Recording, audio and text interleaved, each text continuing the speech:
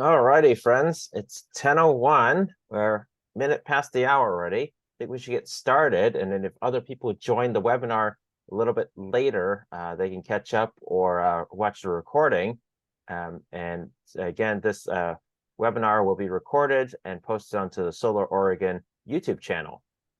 And for those who are here, welcome. Happy New Year. Welcome to another Green Energy Series. We're going to kick off this new year with a guest speaker. We will be having our guest, Mark Farrell. He is the Oregon Sales Manager at A&R Solar currently, and he'll share information about his journey in the solar business, and as well as information about what a day in the life of a solar contractor looks like. So, without further ado, we'll kick over to Mark. Okay, thank you, Edward. I really appreciate that. Let me share my screen. Okay.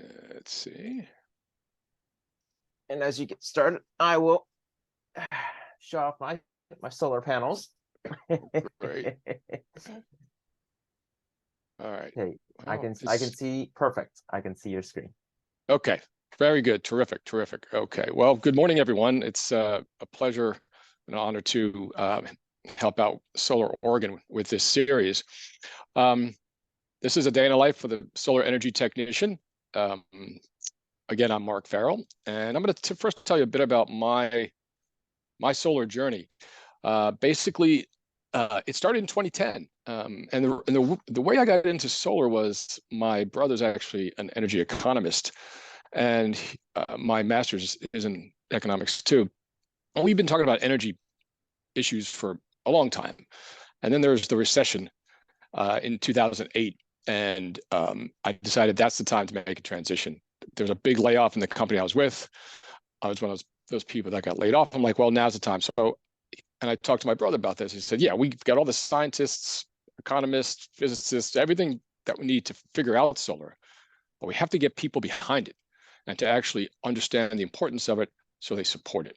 And he goes, that's your job because you're in sales. So I did some research, got a first position with a small solar energy company in Portland here. And at that time, 2010, that was a very, very young industry. And most of these installation companies were quite small. So, there's nothing new there.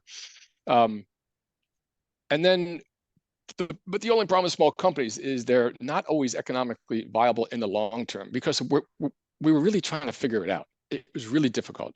There were great incentives, the 30% tax credit from the federal government. There was a energy trust incentive that was quite generous at the time as well. But still, rooftop solar was about $7 a watt. Today, It's about $3.50, so it's like half that. At that time, I got my photovoltaic 101 certification from an organization called SEI. I'll talk about that in a minute. I also joined Solar Oregon at that time as a member, and I've been a member ever since. And then after that, I went to get my technical sales certification from the North American Board of Certified Energy Practitioners. That's NABCEP. Talk about them in a bit too. Then I went over to the manufacturing side, got a job with a racking manufacturer up in Vancouver just to see how that would work out. And that was interesting for about 2 years. Again, very small company. It was quite a challenge to work nationally with just myself and one other salesperson. But that company is still doing well up in Vancouver. Oh, by the way, in 2013, I was elected to the Oregon Solar and Storage Industry Association Board. So that organization, briefly, is a policy organization. It's a business organization. It's a 501c6. So basically, their function is to lobby the legislature, lobby the Public Utility Commission, and just support the industry as a whole, which is different than Solar Oregon, which is a 501c3, and they do outreach, which is why we have these seminars. So in 2014, I went to an electrical distributor as their solar equipment salesperson, and basically I would go out to their branches and show the folks there what the equipment was, how it works, and how to present it to customers. That was interesting for about 2 years again, because it was, it was challenging. And one of the reasons that I'm changing jobs is the industry was really morphing and really changing, and there was lots of stuff happening. So, for example, that electrical distributor eventually decided, well, we're not that interested in this equipment. We don't think we can make enough money on it. So they more or less dropped that part of their business. They're a huge electrical distributor, but other folks were getting into solar distribution much more aggressively, and it was sort of cutting them out. So that's why there's a lot of change here. And finally, in 2016, I landed at A&R. I've been there ever since. And actually, Edward, we should have talked earlier. Actually, I've just left A&R to actually look at new opportunities. They're a great company, don't get me wrong. But, you know, I was there for 7 years. And even though they're a medium-sized company, I really wanted some additional, I want to do something else. So I'm looking now at utility scale companies, and I'm negotiating with them right now. So that's how you can move around in the industry fairly easily. So I was also elected to the board, the ASEA board presidency. So I've been president since 2018. And that's been really interesting to find out really what's going on in the industry. It also allows me to make a lot of contacts. So I know lots of people in the industry here in Oregon and also in Washington. And I've got 7.8 kW of solar on my roof and a 9.8 kilowatt hour battery in the garage. And I've had that for about 3 years now. And it's for me as an industry professional, I've learned so much about how battery systems really work, so that I've brought that information back to the folks I work with and say, hey, you know what? This is what I'm observing. Let's look at this data. Maybe we should change how we present the products to our customers to make sure that they really get what they want, so we hit their goals. And as I said, 2024, well, where to next? So today we're talking about the solar energy technician, and it's defined as a professional who installs and maintains solar energy systems. So I wanted to start with just what it takes to do the work and what sort of a position it is before we go into a typical day. So what you're seeing in this chart here is more or less the first week. You go into, you get a job at an organization, at one of these installers. Now, you may have zero construction knowledge. You may have nothing, but you may be handy enough that they'll say, okay, we think this person could work. And this is very typical for this industry. It's a specialty industry. It's, if you're a carpenter, you can work for any carpenter. If you're an electrician, you can work for any electrician. But a solar energy technician is very specific, and they're not really out there. So companies really need to have a good training program, but with external resources, but mostly with internal on-the-job work. So the first week, of course, OSHA is really important. It says OSHA 10 here, but now actually I think it's OSHA 30 is really what it is. And by the way, companies should be paying for all of this. Most do, because they realize how important it is to get these people up and running. And there's a lot happening that first week. It might actually be 2 weeks.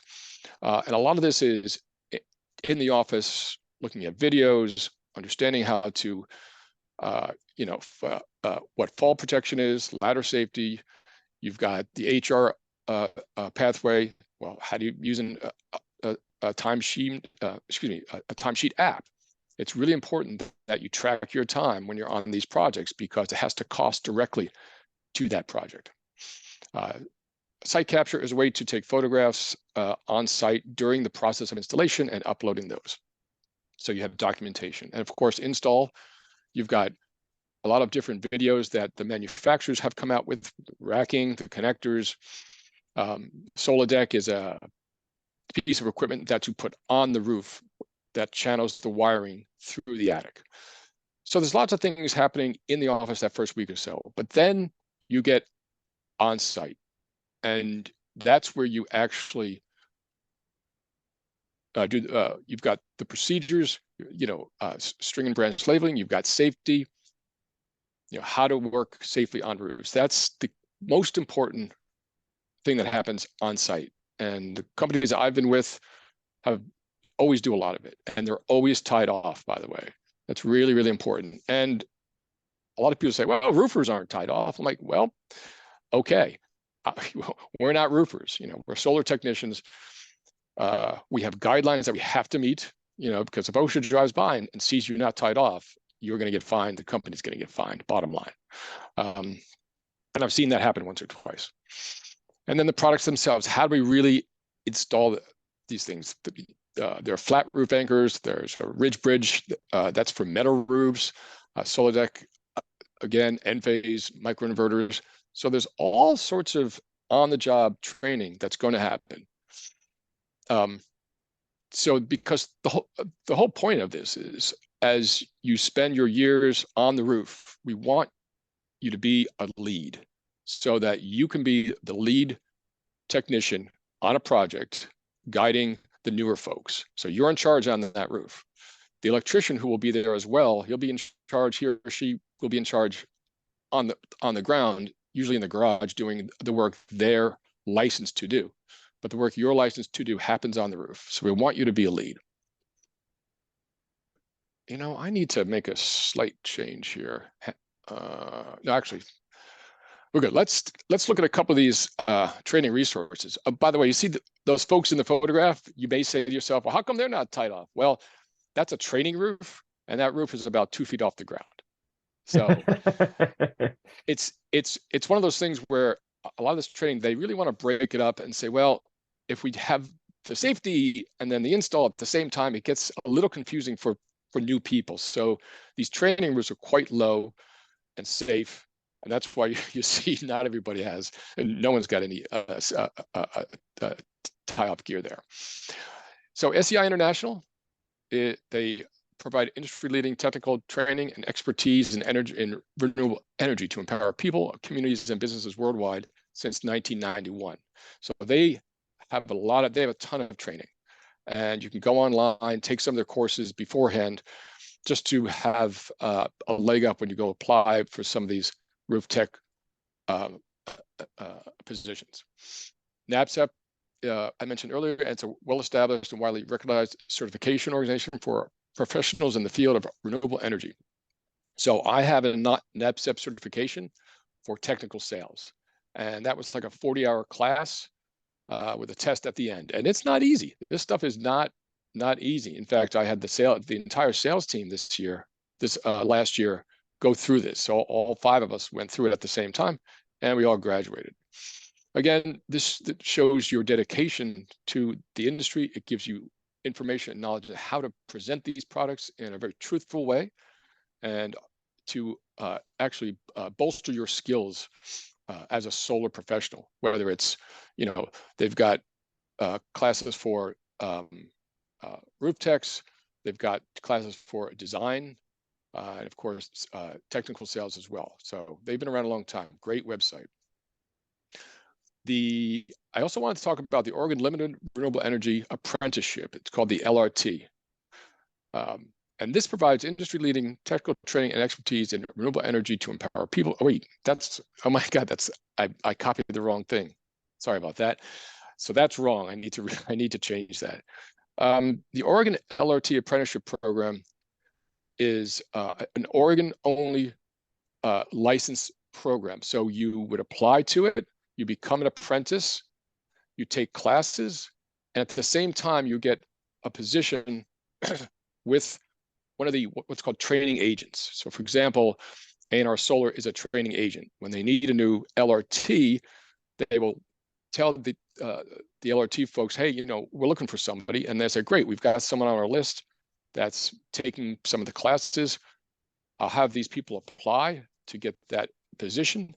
And then it's very similar to what I showed earlier, where they're going to go through this, but they're actually going to be registered with the LRT program in Oregon, so that at the end of, I believe it's 4,000 hours of work, as soon as, assuming they completed all the online courses and they're successful at the job, they will get their license.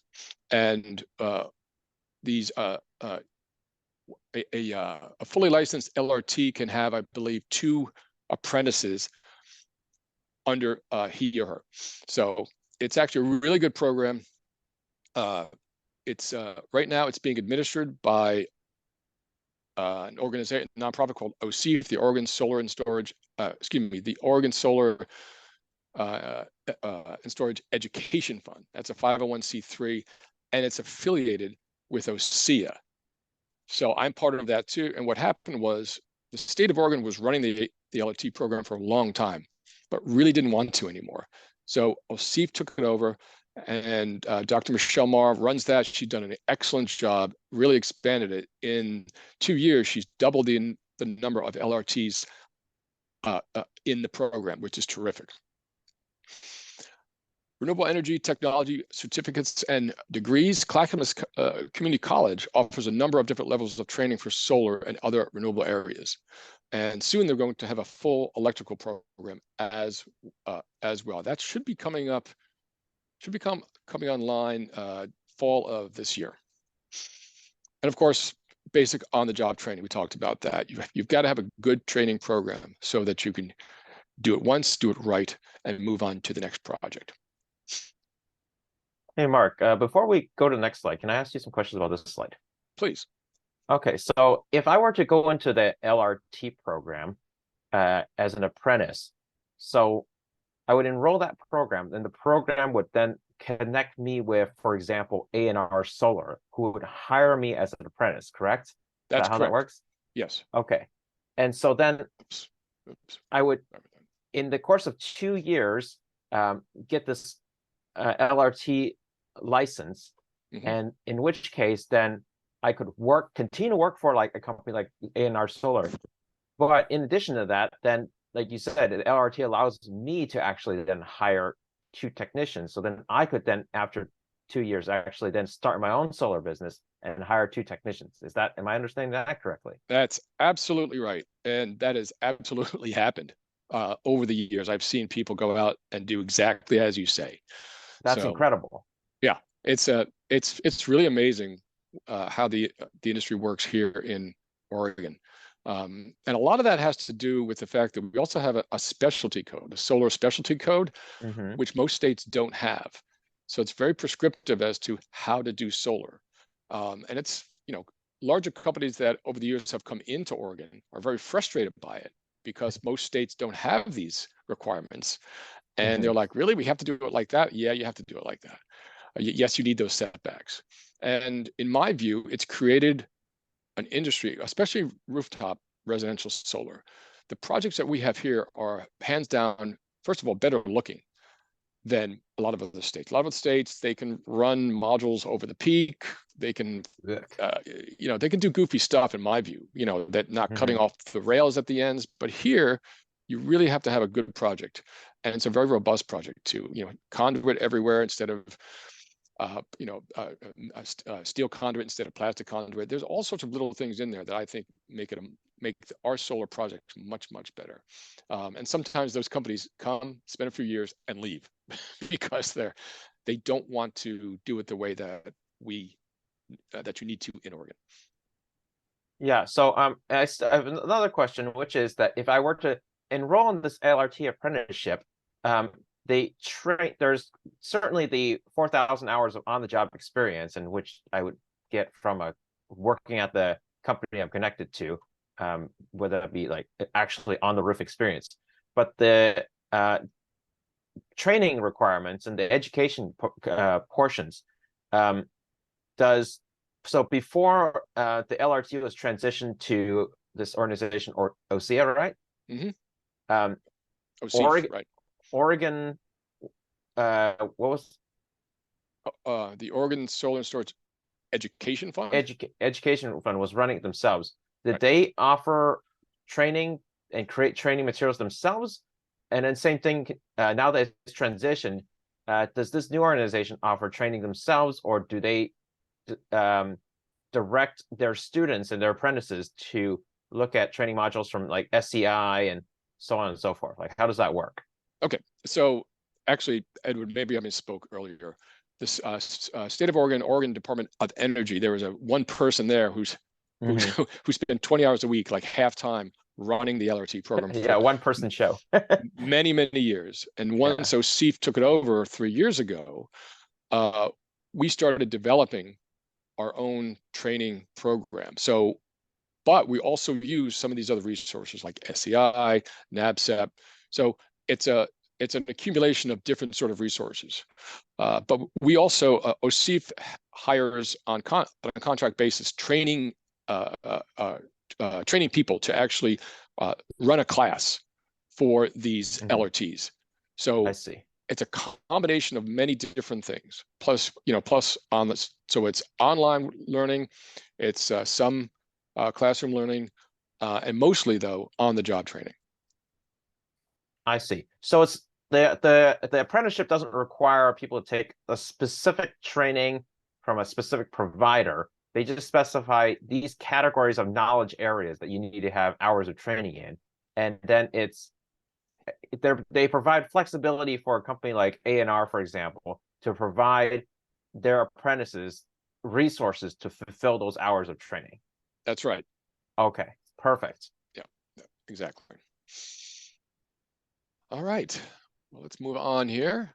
Let's go. So a typical day. What does a typical day for a technician look like? As you can see, this is, now, by the way, I need to tell people I've never been a roof tech myself, but I've observed, 14 years in the industry. I've observed a lot and I've spoken to a lot. So this is pretty much what they do on a daily basis. So you've got your weekly meeting for the team, usually first thing Monday morning, 7 o'clock, and they're reviewing the work. And then you go out to the job site with your tools. And the roof techs typically drive their own vehicle, while the lead is often provided with a company van with additional materials and additional equipment. You're reviewing the project once you get on site, and that entails a lot of things. We're talking about safety. We're talking about how do we access the roof? What's the best place to set up? Where's the best place to set up my ladder? You, of course, meet and speak to the homeowner. You want to understand their goals and their concerns. They're like, no, please don't put it here. I just did a planting here or something. You really need to be respectful of people's homes and their property. So you're setting up your safety equipment, and the lead will assign tasks. Sometimes it's a lead and one other tech. Sometimes it's 2 techs. Sometimes it's 3 techs. It really depends on the size of the project, who's available, where the project is.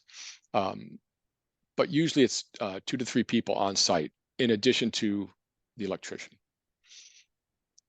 Of course, then you're installing the roof attachments, the racking, conduit, the wiring, the solar modules. These are all things that can be done by the LRT and their apprentices per the license.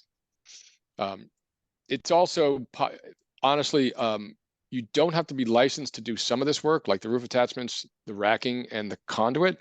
Anybody could actually do that. And yes, people working for a lot of these companies are not in the LRT program. They're just a basic roof tech. But the problem is, or I don't know if it's a problem or not, but that's as far as you get in that position, because unless you go for some sort of licensure, you can't do the wiring. You're not supposed to do the solar modules. It's kind of a gray area there.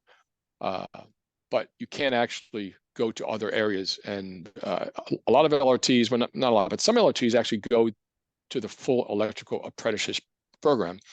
And if you're an LRT, you're actually halfway there. You need another 4,000 hours on the job for a total of 8,000 under an electrician. But a lot of those hours that you've already have count toward the electrical licensure. And that's a new thing. In the past, it was only about 1,000 hours that counted. But now I think it's 2,000 to 3,000 hours. And this is work done by OSIA and OSIF to work with the IBEW and others to say, hey, they're doing all of this work that you want them to do under your program. Please allow that to happen once they go to the full electrical licensure. Of course, you're interacting with the homeowner as needed, and you need to report any roof issues to the lead and as needed with the electrician. And that could be something that was missed during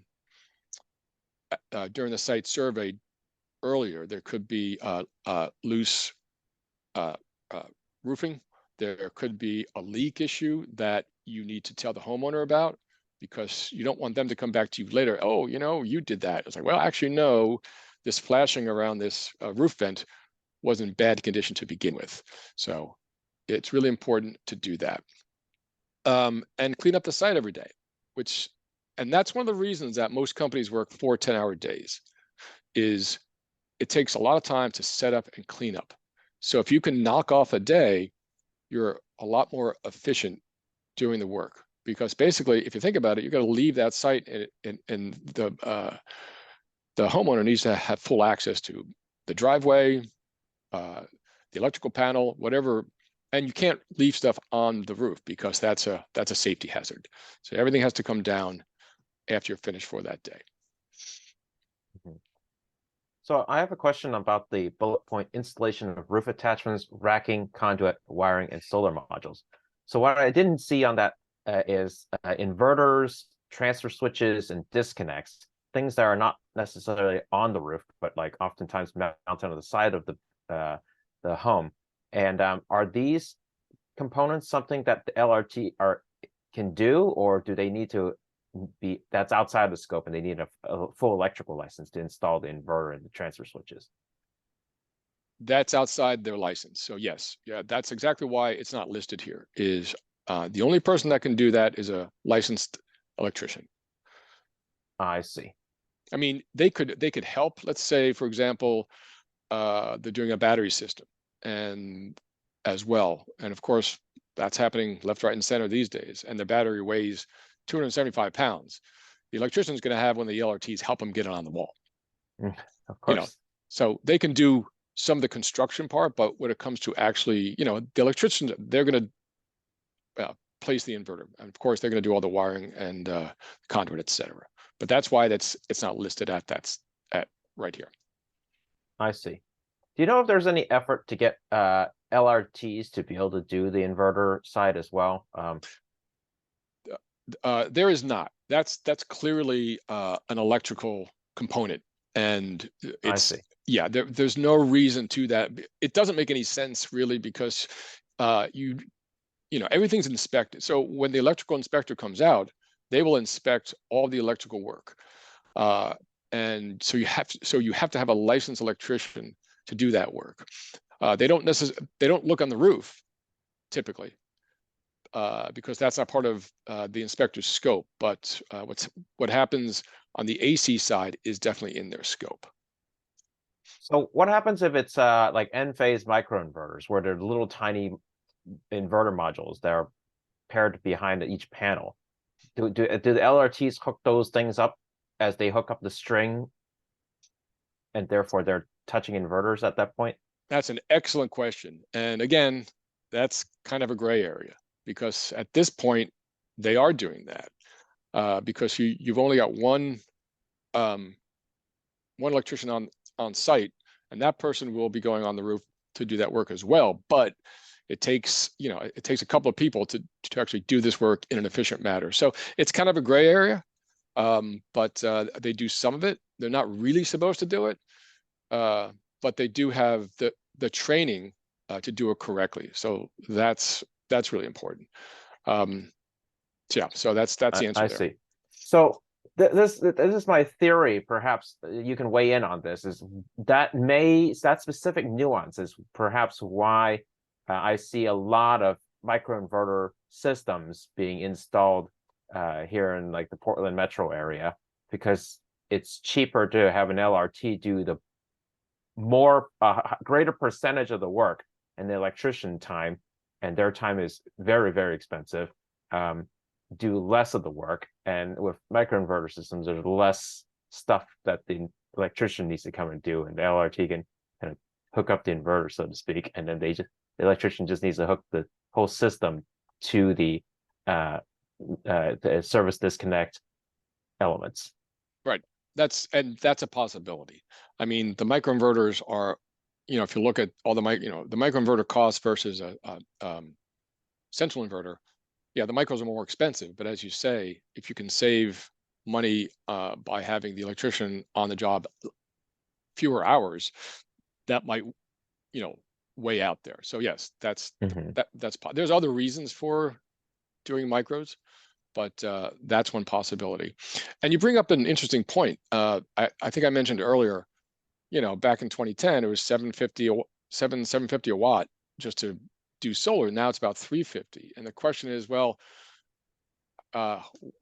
where's that cost reduction coming from? And it's absolutely from solar modules have come down in cost. That used to be the most expensive part of a system, more than labor. The micros, the inverters have come down. The systems have become more efficient to install. So for example, 4 kW back in 2010, it would take maybe 3 days. Now that takes a day. So the number of hours for labor has come down. However, the cost of labor per hour has gone up, which is a good thing. And now labor is the biggest cost component on a project, which makes sense to me. I think that was a question, Edward, you had yesterday in the email. So you'll see, I have a slide coming up showing comparative salaries. So we'll take a look at that in a few moments. Super. Okay, let's move on here. So this is a really cool brochure that A&R has on their website. You can always take a look at it. And I really like this because it starts like, well, I think I want to get into solar. Well, where should I go? So if you look at the top, it said, how do you feel about heights? And you look, oh, that's where the best views are. Do you like being on the road?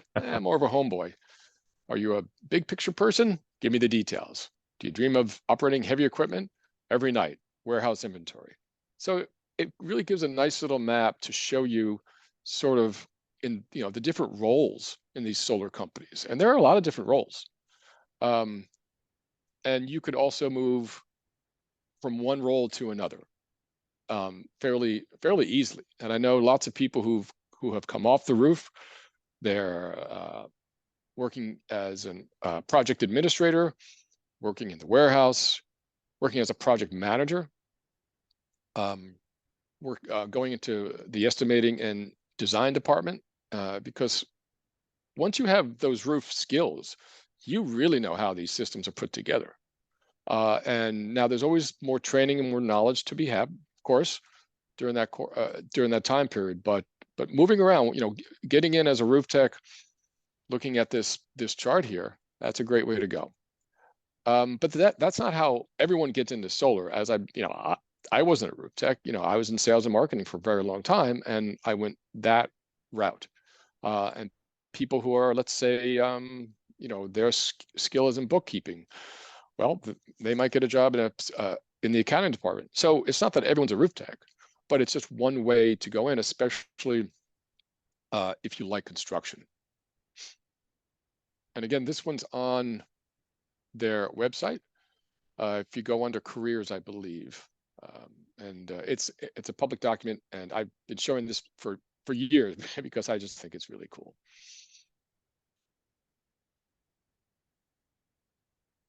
Super. All right.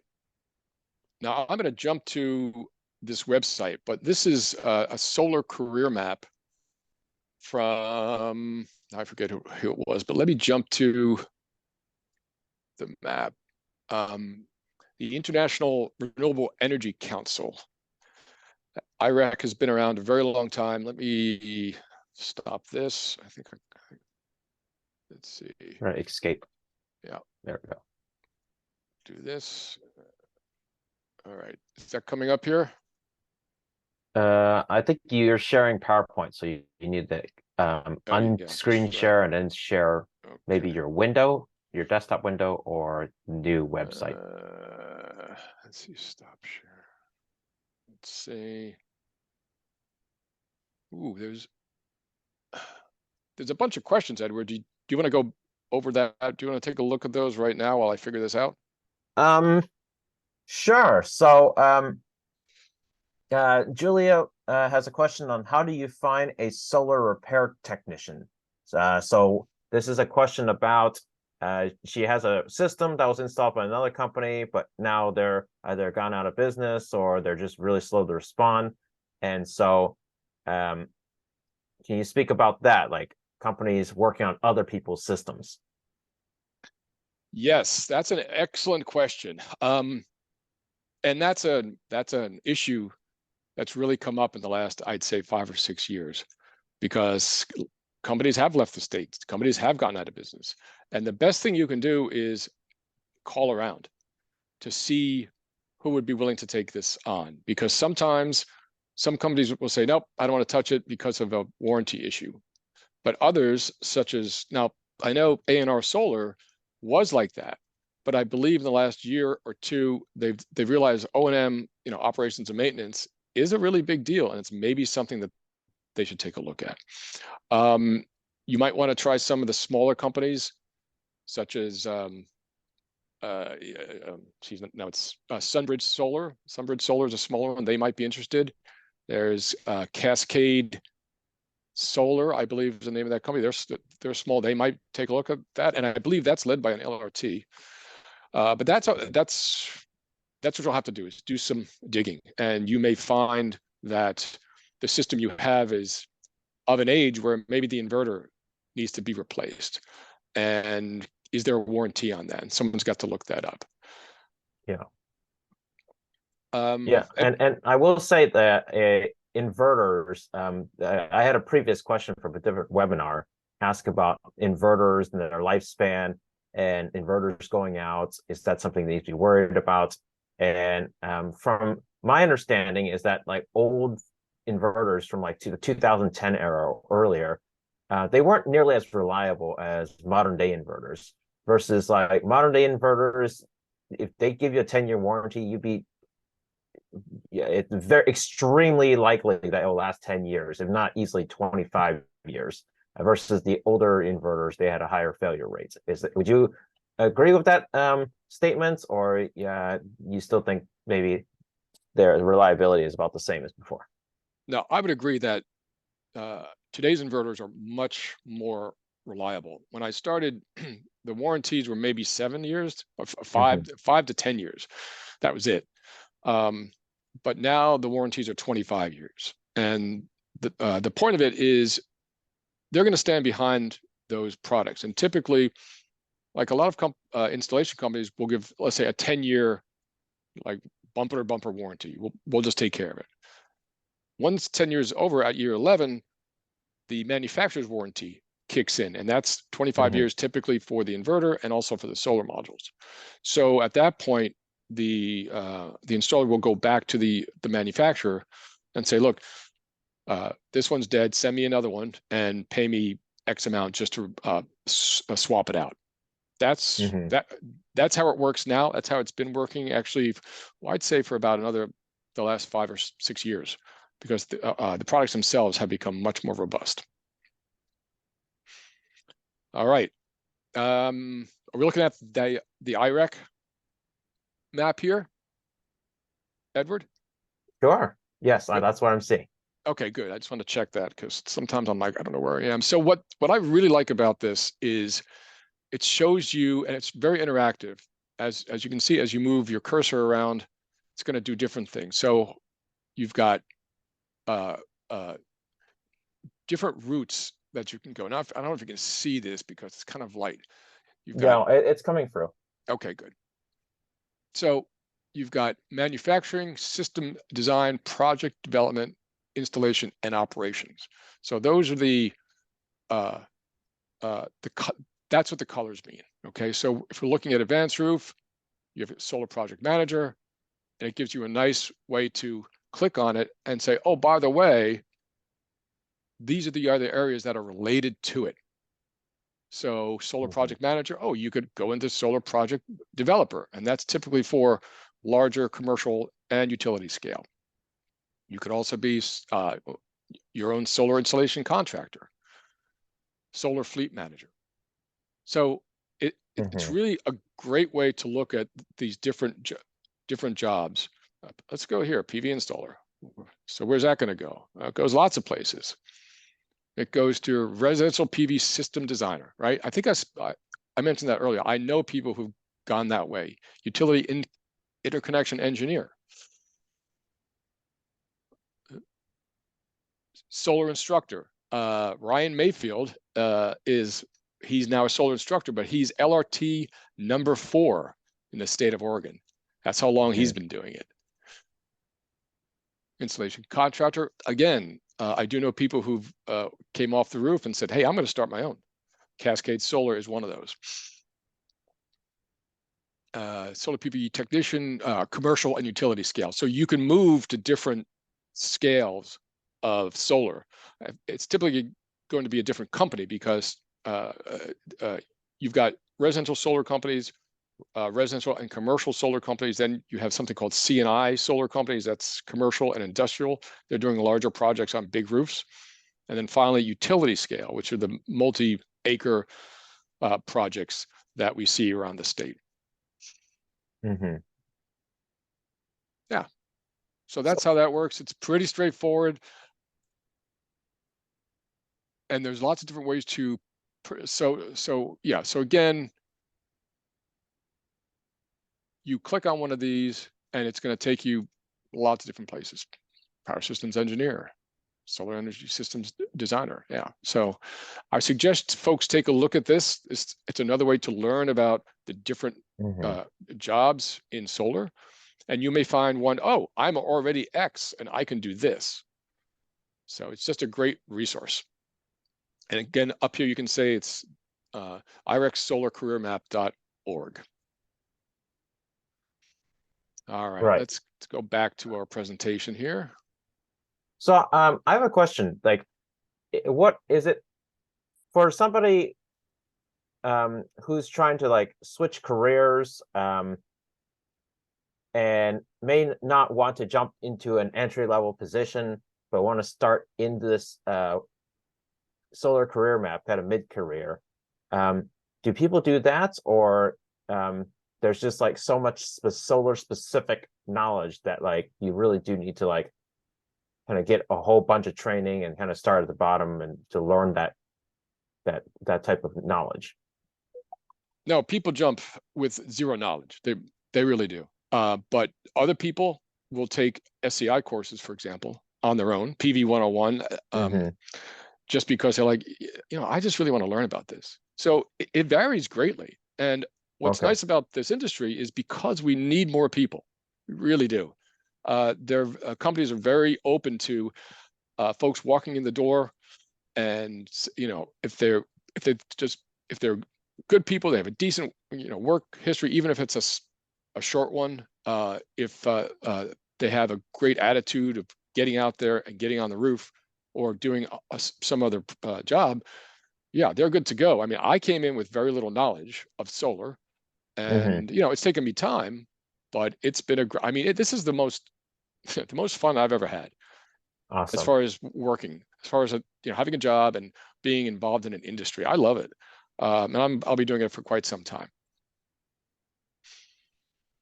So again, go ahead, Edward. Yeah. So, is it correct to with the idea that solar currently there are way more job openings than there are people entering the industry? Yes. Okay. Yeah. I mean, if you look at some of the companies, they may have just hired a roof tech or an electrician, but the job posting is still there because they need more, or they know they're going to need more. You see what I'm saying? So it's really interesting seeing that. And now, even as I look around and talk to various companies, yeah, those postings just don't go away because they need more people. Okay. Yeah, because when I was in grad school, I wrote a paper about the solar industry growth trajectory being so great that it could absorb pretty much any other industry that the solar industry has killed, like for example coal, for example the coal industry, and that everybody who it may have been laid off in the coal industry could more than easily get a job in the solar industry, and they'll still be, after they absorb all those people, still need more people. Yep, I would absolutely agree. But part of the problem is the industries that have declined it's tough to move the people from where they are, because you may not have the demand for solar where that industry was, or you may not have the political climate in that state, for example, that would support solar. So that's part of the issue too. But people definitely move around and say, oh, well, okay, my industry's gone now. I'm not, mining coal anymore, but I'm happy to go over here and do this. So people do move around, but it is a problem that we just can't get enough people. Super.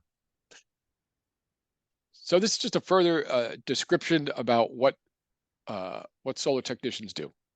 And you can read that right here. It's sort of a, we've talked about this before. This is all the things that can happen on a site, all the work, some of the work that's really going to happen. And you might actually wind up working we had folks, there was a large commercial project that A&R had, and they pulled one of the residential teams off the roof for a week actually to pre-assemble racking systems in the warehouse, which those three folks actually, they had a great week. They're like, oh, great, something different. Let's do that. So that happens on occasion too, where you'll go on to, if it's a big enough company and they're getting some commercial projects, you might get pulled over to a commercial project for a certain amount of time. And that's a lot of fun. Again, new skills. You'll still be getting your hours, because there'll be an LRT on site. There'll also be an electrician on site, possibly more than one. So there's opportunity out there. So this is what I wanted to show is, let's check the time, make sure, yeah, we're doing okay. This is a typical job posting for the roof tech position. And it's, so knowledge of residential electrical building and roofing systems. So what I want to mention, this may sound like, oh my God, I don't have any of these skills, or I have only half of them. Don't worry about that. This is something where you'll be taught this, okay? It says applicant requirements. I understand that, but I don't want you to be put off by this, because you'll see this out there and you may say, oh my gosh, I don't have it. Well, don't worry about that. Go into there and say, look, like knowledge of safe use of handheld and power tools. Well, that's a nice skill to have. And if you have it, that's great. A lot of people do, some people don't. Because what you will see is some companies will set up like a little test. That'll be like the second part of the interview. If you pass like the first part of the interview, that's great. Then they'll take you out and say, here's a power tool. Can you screw this bolt into this piece of metal? Something like that. They may even ask you to say, look, I'm going to set up this ladder. Do you think you'd be okay walking up there? And it's just a question. You don't have to do it, but it's just a question. Ability to work in extreme environments, hot sun, crawl spaces, wind and rain, etc. That is key. You just have to be open to that, because that's what's going to happen. Now, not in unsafe conditions, of course. If you just had an ice storm, we're staying home. Okay. Yeah. So we're very careful about that. You need to be able to lift 50 pounds, basic blueprint schematic reading, computer skills. Most people have that these days.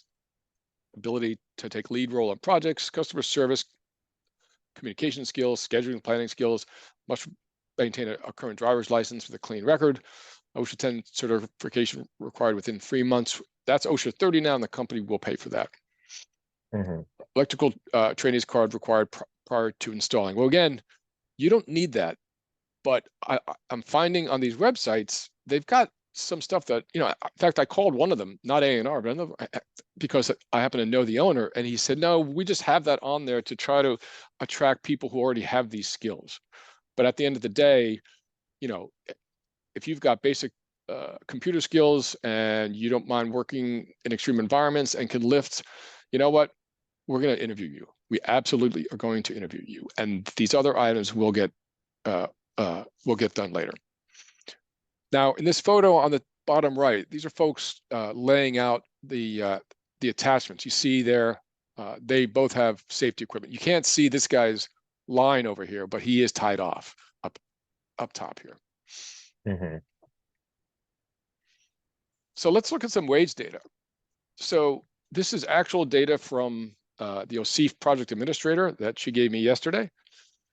So what we're seeing here is the average 2022 full LRT wage, $38.20 an hour, compared to the electrician, which is a bit more, the IBEW PDX 37.15 is about the same.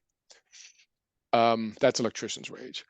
Now, these different apprentice levels, these are your hours, meaning 0 to 1,000 hours. So when you start, you're probably going to pay, the average is $19.10 an hour, which is good. That's above the minimum wage, I believe. And once you get past your first 1,000 hours of on-the-job training, the average goes to $22.92. The next 1,000 hours, $27.74. And then once you get your 4,000 hours, the average is $30.56. So this is fairly clear that it's a good paying job, bottom line.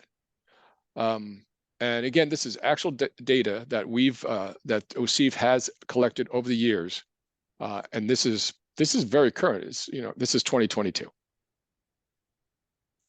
And Mark, this is apprenticeship ladder wages. Once Right. you're graduated out of an apprenticeship, hypothetically, then you're worth even more. Right. So which is why you see at the top 38.20. I see. So that's like usually what an LRT makes once they're fully graduated outside of their apprenticeship. Now they have their LRT in hand. That's correct. Okay, well, 38. That's pretty good. Yeah.